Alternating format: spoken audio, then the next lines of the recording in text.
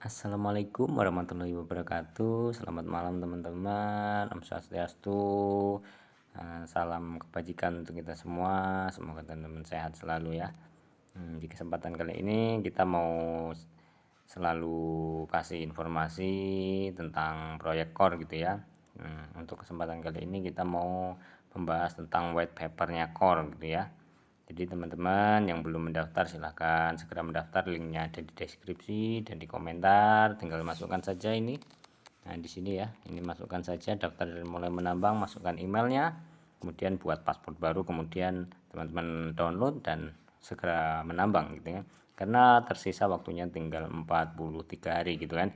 Semoga teman-teman yang sudah menambang juga jangan lupa untuk menerima core setiap hari ya, jangan lupa gitu. Oke, kita pelajari white papernya.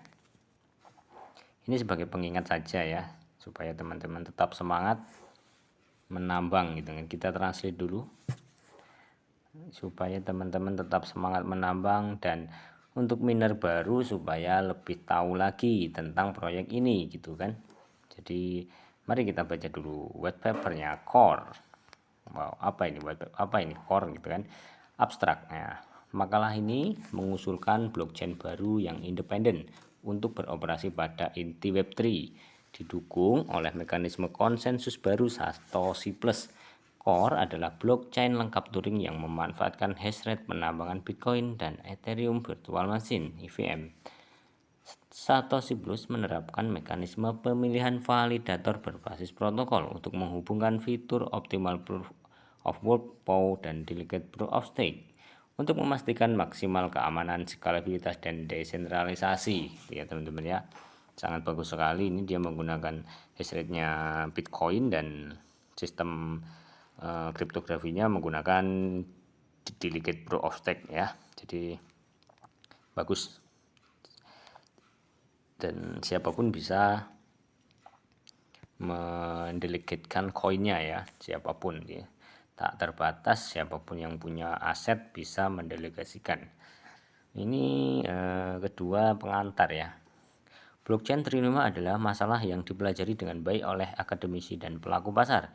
Ini menyatakan bahwa semua cryptocurrency termasuk Bitcoin, Ethereum, dan lain-lain harus membuat pertukaran antara kesamaan optimal, skalabilitas, dan desentralisasi.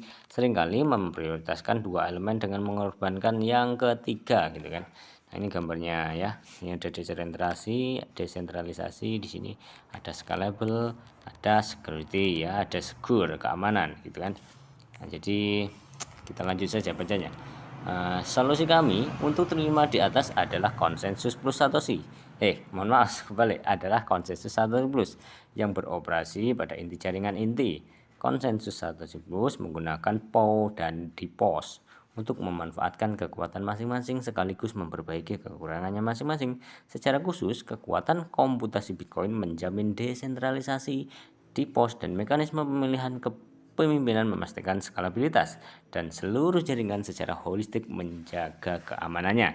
Core adalah rantai pertama yang menerapkan mekanisme konsensus baru kami. Meskipun ini bukan yang terakhir, kami percaya bahwa dengan kekuatan komunitas kami, Core akan menjadi efek jaringan yang diperlukan untuk menciptakan mata uang yang sukses dan berfungsi sebagai batu loncatan yang sangat dibutuhkan untuk adopsi Web3 yang lebih luas. Sisa makalah ini disusun sebagai berikut. Pertama, kami membandingkan pengorbanan yang dibuat oleh jaringan L1 dan L2 lainnya. Selanjutnya, kita menggali lebih dalam konsensus Satoshi Plus dan berbagai komponennya. Kami kemudian membahas properti keamanan dan arah masa depan untuk jaringan core. Kami kemudian membahas mata uang lapisan dasar rantai inti. Terakhir, kami membahas tata kelola jaringan inti melalui DAO inti ya. Kita lanjut saja. Ya seperti itu teman-teman ya. Jadi ini proyek ini benar-benar bagus ya. Jadi dia sistem kriptografinya menggunakan DPoS, dimana itu untuk menciptakan satu bloknya itu membutuhkan waktu yang sangat cepat gitu kan. Berbeda dengan Bitcoin yang membutuhkan waktu 10 menit untuk menciptakan satu blok ya. Jadi ya sangat-sangat lama ya waktunya. Tetapi di sini bagusnya Bitcoin juga bisa dimanfaatkan untuk mengamankan sebuah proyek, sebuah transaksi itu sendiri gitu kan. gitu teman-teman ya. Jadi silahkan yang belum daftar saja ya, linknya ada di komentar di deskripsi. Ini proyek sangat bagus, waktunya tinggal 44 hari, maksimalkan saja. Bila perlu bergabung di grup kita, nah nanti kita bantu untuk penggunaan aplikasi gitu kan. Oke, ini Bitcoin ya, menceritakan Bitcoin pada 2009. Satoshi Nakamoto mengukir kelangkaan dari batu kelimpahan gitu kan. Sebenarnya saya sebelumnya sudah pernah upload video ini ya, cuman mungkin terlalu cepat saya menjelaskan, jadi ini saya agak santai saja.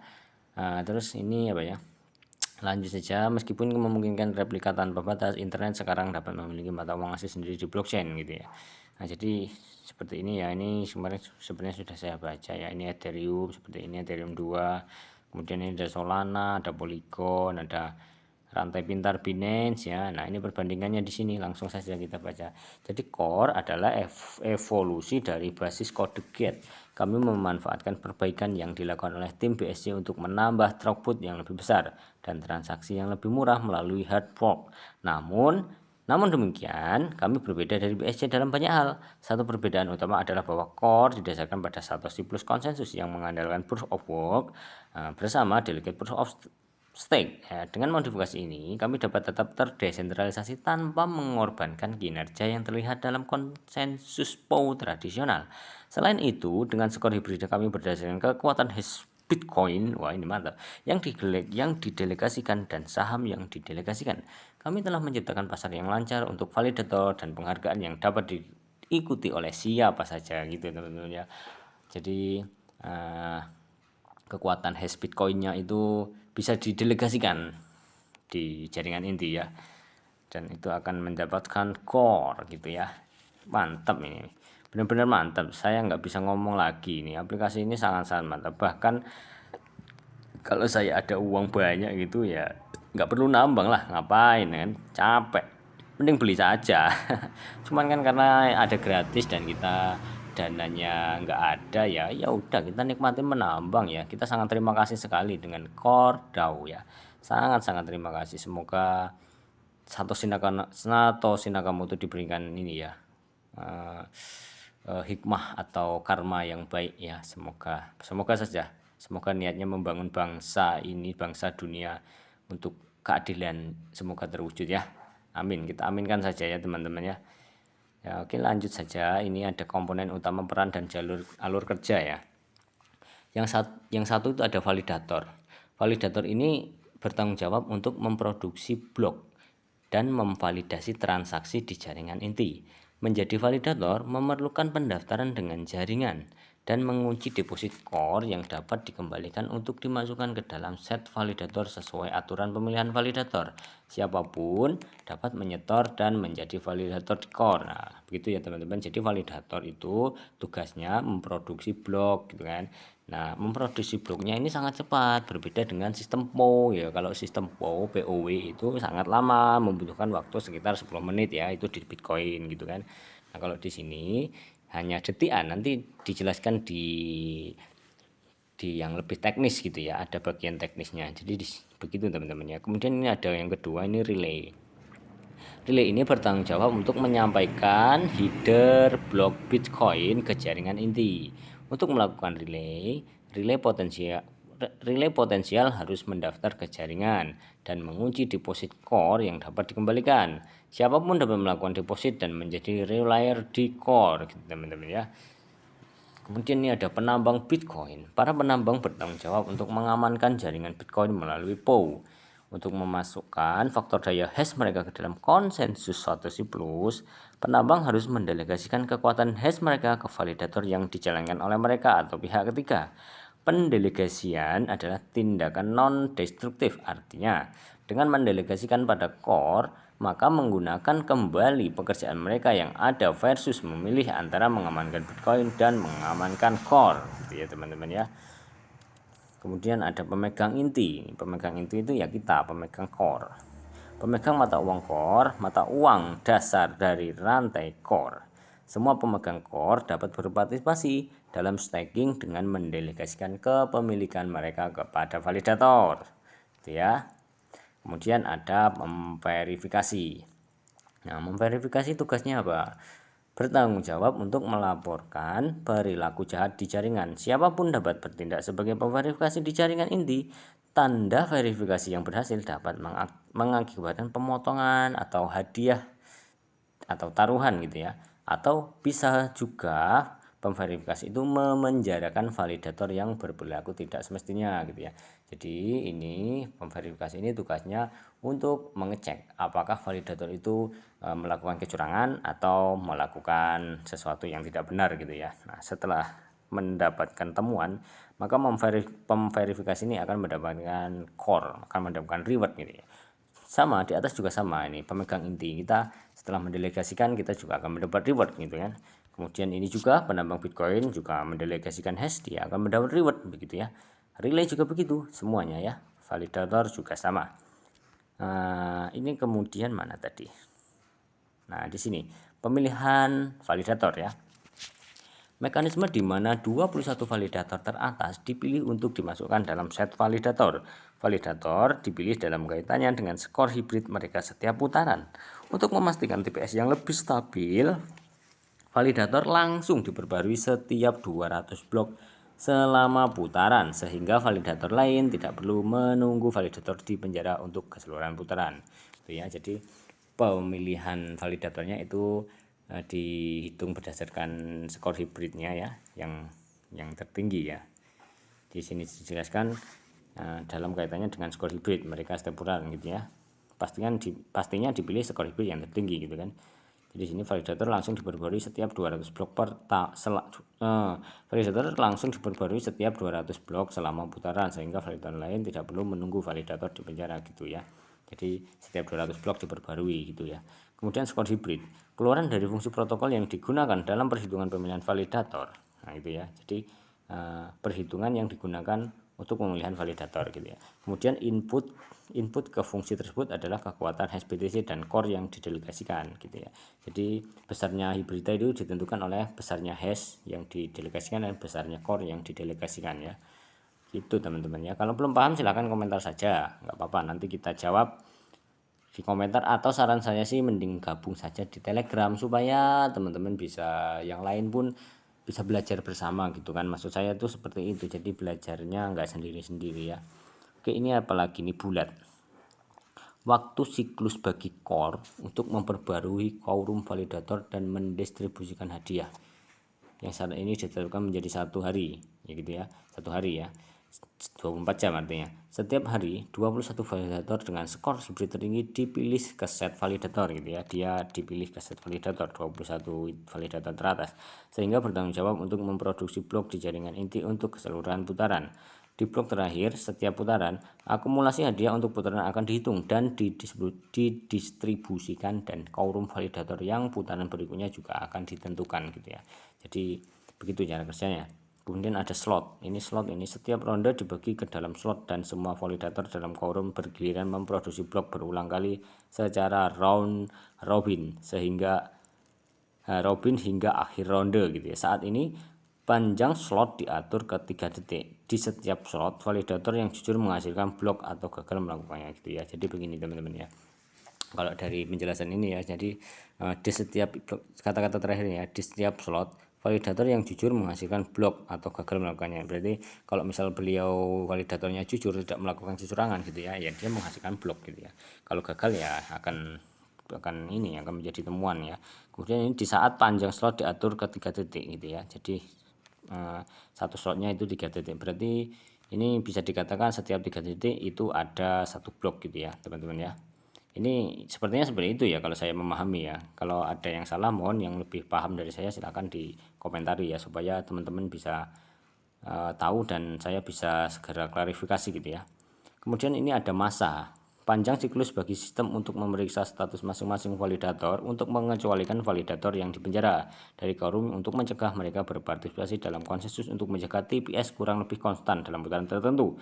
Saat ini EPOS diatur ke 200 slot, yaitu 600 detik atau 10 menit gitu ya. Jadi setiap 10 menit itu ada perputaran apa ini slot gitu ya. Jadi saat EPOS diatur yaitu 610. Kita baca lagi ya, kan saya kok agak bingung. Panjang siklus bagi sistem untuk memeriksa status masing-masing validator untuk mengecualikan validator yang dipenjara dari quorum untuk mencegah mereka berpartisipasi dalam konsensus untuk menjaga TPS kurang lebih konstan dalam putaran tertentu. Oh gitu ya. Saat ini EPOS diatur ke 200 slot yaitu 600 detik atau 10 detik ya. Berarti kalau 3 detik itu satu blok, satu slot. 3 detik itu satu slot, berarti 6 bagi 3 2 ya benar 200 slot, benar 200 slot. Jadi setiap 10 menit itu putarannya diperbarui ya teman-teman. Diperbarui itu artinya berarti validatornya itu setiap 200 detik itu diperbarui supaya jika dalam putaran tersebut ada validator yang melakukan kecurangan, maka dalam 200 slot itu bisa diperbarui bisa diperbarui gitu ya. Jadi kalau misalnya ada kecurangan ya langsung bisa diganti oleh validator yang lain gitu ya. Gitu teman-teman. Oke, ini kita lanjut saja ya, bukti kerja. Sudah kita translate. Silakan saja buat teman-teman yang belum daftar, sekali lagi ya, saya selalu menghimbau, saya bukan berarti memaksa ya, sebenarnya eman-eman gitu loh, eman-eman sekali, sayang sekali kalau nggak join ya, minimal Anda punya 1 koin lah gitu kan. Kenapa sih kalau gratis saja gitu kan ya, siapa tahu 1 koin terus kok ternyata dapat 10 koin gitu kan, misal target 10 kok dapat 50 ya, bisa jadi ya, namanya rezeki ya dan keseriusan gitu. Oke, lanjut saja, ini bukti kerja ya. Proof of work adalah mekanisme praktis untuk mengimplementasikan jaringan terdesentralisasi ya. POW tidak diskriminatif dan memungkinkan siapa saja untuk memiliki kekuatan komputasi untuk berpartisipasi dalam penambangan. Memanfaatkan jaringan penambangan Bitcoin yang ada, relay inti mengirimkan setiap blok Bitcoin sebagai transaksi ke rantai inti. Mekanisme penyampaian ini adalah bagaimana Satoshi Plus memvalidasi kekuatan hash yang didelegasikan dengan cara yang tidak dapat dipercaya. Dengan elemen POW ini, Satoshi Plus mampu memanfaatkan kemampuan jaringan Bitcoin untuk mengamankan core gitu ya teman-teman. Ya intinya memanfaatkan jaringan Bitcoin lah enaknya ya. Bahasa sederhananya itu memanfaatkan mesinnya Bitcoin untuk mengamankan jaringan core gitu ya. Kalau yang belum paham, kalau yang sudah paham ya begitulah, pasti juga paham kalau namanya juga sudah paham. Ini ada relay ya, relay di core bertanggung jawab untuk menyampaikan header blok Bitcoin ke jaringan melalui klien ringan on-chain. Relay harus mendaftar dan lulus verifikasi untuk menerima dia gitu ya. Teknisnya ada sebenarnya teknisnya di akhir, cuma ini kalau kita baca semua kan banyak sekali ya, mungkin cuma sampai 20 menit saja video kita ya, ini masih 18 ya, 2 menit lagi. Penambang Bitcoin dengan menggunakan kunci publik dan pribadi mereka, penambang Bitcoin dapat mendelegasikan kekuatan hash mereka ke validator inti. Nah ini ya tadi ya, sebenarnya sudah disampaikan di awal, atau mendelegasikan kepada diri mereka sendiri jika mereka memilih untuk menjalankan validator dengan memverifikasi dan menyingkronkan identitas alamat mereka di Bitcoin dan blockchain inti. Gitu teman-teman. Saat relayer mengirimkan transaksi, mereka menyingkronkan blok yang ditambang oleh penambang Bitcoin dengan jaringan inti. Setiap putaran, jaringan inti menghitung kekuatan hash Bitcoin yang terkait dengan setiap validator dengan menghitung jumlah blok yang dihasilkan oleh setiap penambang di jaringan Bitcoin selama hari yang sama pada minggu sebelumnya. Arsitektur komunikasi rantai pemetaan diilustrasikan dalam diagram di bawah ini ya. Ini ya teman-teman ya. Nah ini dia teman-teman, seperti ini ya cara kerjanya ya. Bitcoin ini di sini ya, Bitcoin ini dia oleh relayer gitu diinformasikan jaringan inti gitu, kemudian seperti ini teman-teman ya cara kerjanya ya. Ini sebenarnya ada lagi bukti rusak yang didelegasikan, bukti pasak. Ini maksudnya ini bukti core yang didelegasikan. Oke, sekian dulu ya teman-teman video kali ini, saya sudah panjang sekali. Silahkan saja bertanya ya, atau jika saya ada kesalahan di sini untuk pada yang sudah tahu, silahkan nanti akan saya klarifikasi ya. Semoga ya pemahaman saya seperti ini sudah benar ya, karena kita juga selalu belajar gitu kan. Intinya proyek ini sangat bagus ya, sangat bagus sekali karena bisa support EVM dan akan banyak smart kontrak yang akan berada yang berdiri di atas blockchain core gitu ya. Nah, bisa NFT, nanti juga bisa apapun itu, koin-koin, token-token gitu. Silahkan. Itu sangat sangat ditunggu untuk kita semua gitu ya. Karena ya sangat bagus untuk keamanannya gitu ya. Oke, semoga teman-teman yang belum daftar segera mendaftar, yang sudah mendaftar juga semangat menambang, dan jangan lupa terima course setiap hari ya. Terima kasih yang sudah join ke grup Telegram, dan silahkan share video ini supaya teman-teman bisa berbagi, itu indah gitu. Terima kasih. Nah, saya akhiri, wassalamualaikum warahmatullahi wabarakatuh. Semoga sehat selalu.